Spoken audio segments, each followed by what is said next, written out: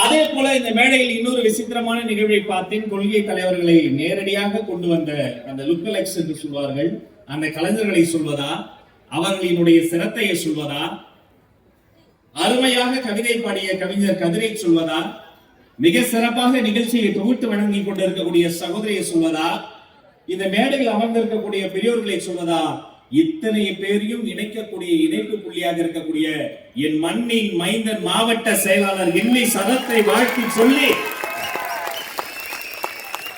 அருமையான கூட்டம் அசந்து போயிட்டோம். நாங்க லயலா மணி அவரு பேசும்போது ஒவ்வொரு பாயிண்டா நான் அடிச்சுக்கிட்டே வருவேன். தம்பி ஸ்பெஷலே எதுவுமே இங்க முடிக்க மாட்டாப்ல, அப்படியே இலங்கைக்கு போய் இங்கிலாந்துக்கு போய் அவ்வளவு பற்று, அவ்வளவு பாசம். இன்னைக்கு காலையில பனையூர்ல செயற்குழு கூட்டம், அங்க பார்த்தா வந்து நின்னாப்புல பேண்ட் சட்டை. மதியம் ஒரு டிஸ்கஸ், அங்க வந்தா அங்க வந்து நின்னாப்புல. 3:30 மணிக்கு ஒரு கூட்டம், அங்க வந்தா அங்க வந்து நின்னாப்புல. இங்க ஒரு 7:30 மணிக்கு தாம்பரம் வந்தா அண்ணே வணக்கம் அப்படி இங்க வந்து நிக்கிறாப்புல. தமிழக வெற்றி கழகம் என்ன தெரியுமாங்க? உழைப்புங்க. உழைக்க கற்றுக் கொடுத்திருக்கிறார் எங்க பொதுச் செயலாளர் அந்த நாடல் தம்பி லயலாமணி. ஓடிக்கிட்டே இருக்க நாளைக்கு கன்னியாகுமரி, அப்புறம் கர்நாடகா, இன்னும் பல ஊர்கள் நீங்க போகணும். அவருக்கு ஒரு வாழ்த்தை சொல்லி, நிறைய லேடிஸ் வந்திருக்கீங்கம்மா, குழந்தைகள், இளைஞர்கள் எல்லாரும் வந்திருக்கீங்க. நேரத்தின் அருமை கருதி 5 நிமிஷம் பேசிட்டு நலத்திட்டம் போயிடலாம். ஒரே ஒரு சந்தோஷம் என்ன தெரியுமா?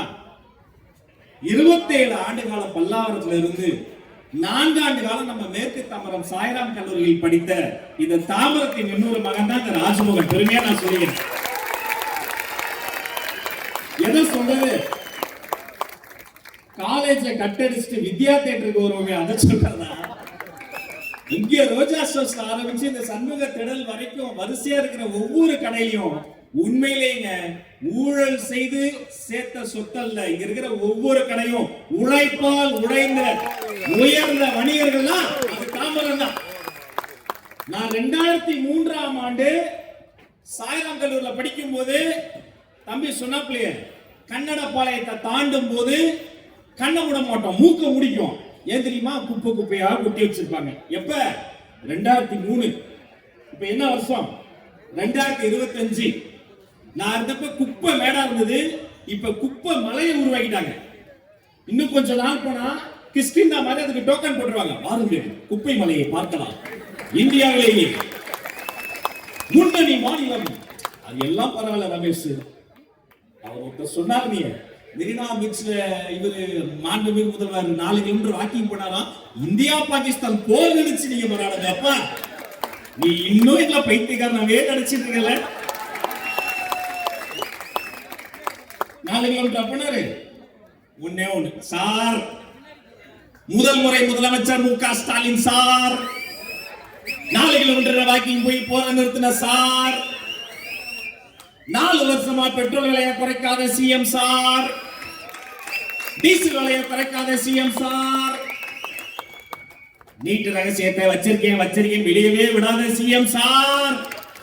மெரினா பீச்ல போனீங்களே 4 கிலோமீட்டர் வாக்கிங், உண்மையிலே கேட்கிறேன், பாசத்தோடு கேட்கிறேன், கொற்ற மலையில தாம்பரத்துல இடுப்பளவு தண்ணியில ஒரு 1/2 கிலோமீட்டர் வாக்கிங் போவீங்களா?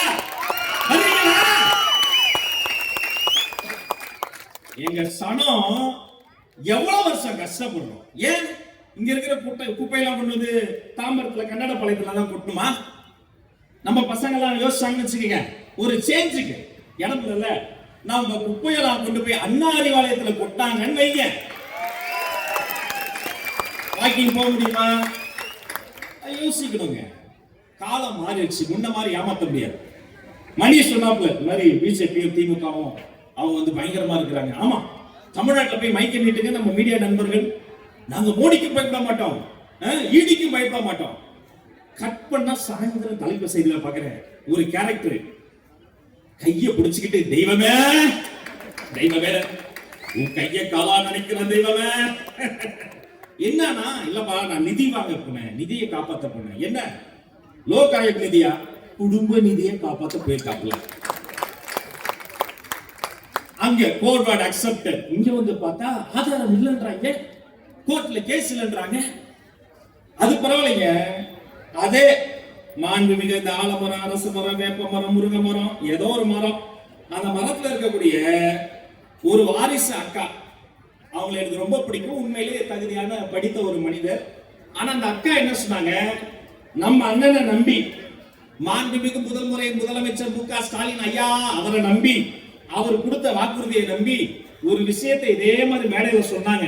அப்புறம் நான் சொன்னீங்க, நாம ஏதோ ஆதரவு பேசக்கூடாது, மாவட்ட செயலாளர் நல்லவர், அவங்க பேசுறத சும்மா ஒரு 1/2 நிமிஷம் இந்த போடுற பாருங்களேன்.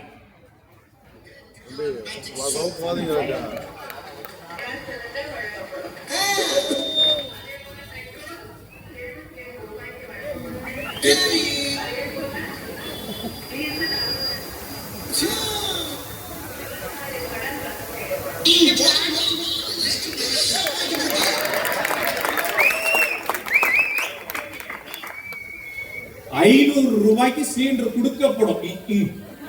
2024 சொன்னாங்க. எவ்வளவு சிலிண்டர்? 1000 ரூபாய். 2வது மாடியில ஏத்தி வைக்க இன்னொரு 200 ரூபாய் சேர்த்து கேக்குறாங்க.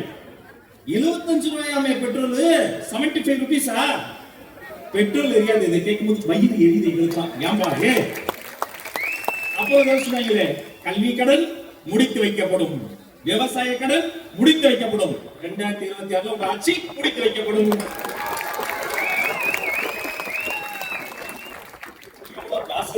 சுத்தி அவுட்ஸ்டாண்டிங் ஸ்டூடண்ட்ஸ் பசங்க. நீங்க ஒண்ணும் பண்ண வேண்டாம்.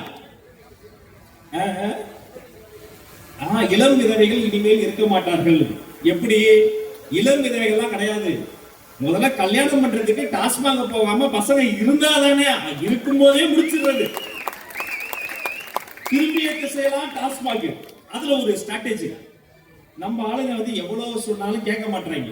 அதையும் மீறி முடிச்சுட்டு உள்ள போய் கண்ட கருமத்தை, கெமிக்கல் சாராயத்தை குடிச்சு வெளியில வந்தோம்னா ஒளிஞ்சிருந்து எங்க இருந்துதான் ஒரு வேங்களும் தெரியல, பாஞ்சு பிடிச்சு ஊது ஊது ஊதுன்னு சொல்லி. ஏம்பா இந்த வேகத்தை கள்ளக்குறிச்சியில கள்ளச்சாராயம் காமிச்சானே அவனை பிடிக்க நீங்க காட்டீங்களா? இல்ல. நியூஸ பார்க்க வேதனையா இருக்குங்க. கள்ளக்குறிச்சியில கள்ளச்சாராயம் வீட்டை காட்டுறாங்க. கள்ளச்சாராயம் காய்ச்சல் வீட்லயும் திமுக ஸ்டிக்கர், வாங்கி குடிச்சு செத்தவர் வீட்லயும் திமுக ஸ்டிக்கர். எங்கேயாவது நடக்குமா? எங்கேயாவது இருக்குமா? எங்க திரும்பினாலும் பிரச்சனை. ஒண்ணும் இல்ல, ஒரு லைன்ல சொல்றேன், உங்களுக்கு தம்ப்நெயில் உதவும். நீங்க ஒண்ணும் செய்ய வேண்டாம், சொன்னதை செஞ்சா போதும். நீட்ட ஒழிப்பே நீங்க இல்ல.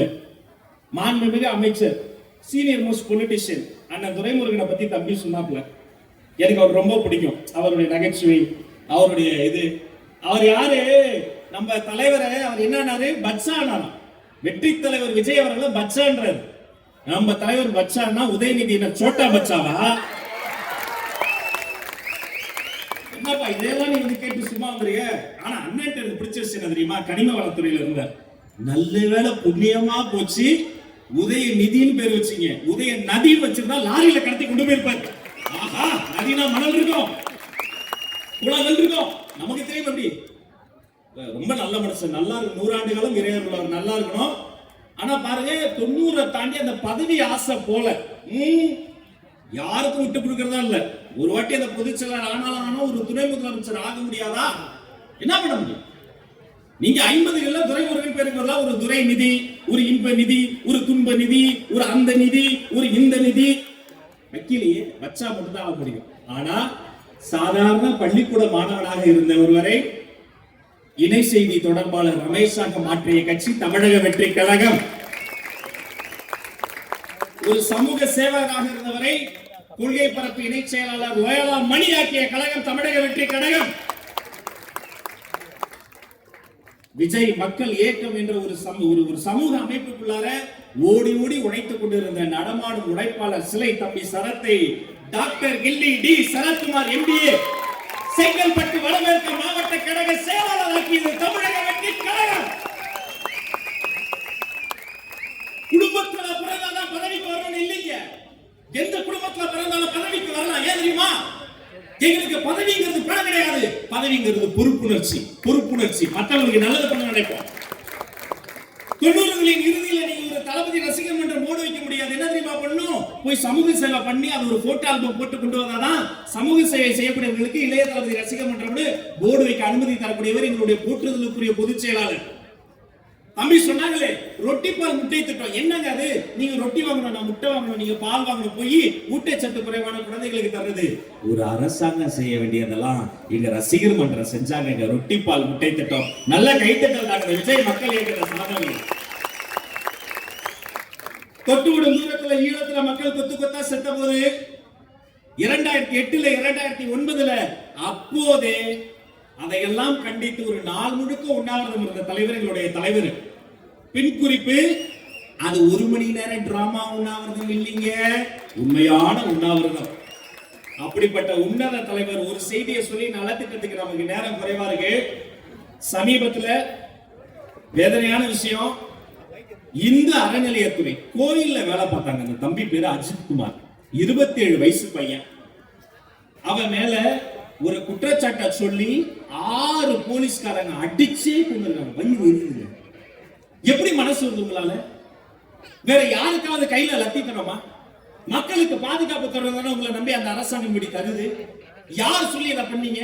எந்த மேலதிகாரி, எந்த அரசியல்வாதி சொல்லி இதை பண்ணீங்க? அடிச்சு கொண்டுட்டாங்க. அந்த கேஸ் மூடி மறைக்க பார்த்தாங்க. நடந்தது செய்திகளை பார்த்தவங்களுக்கு தெரியும்.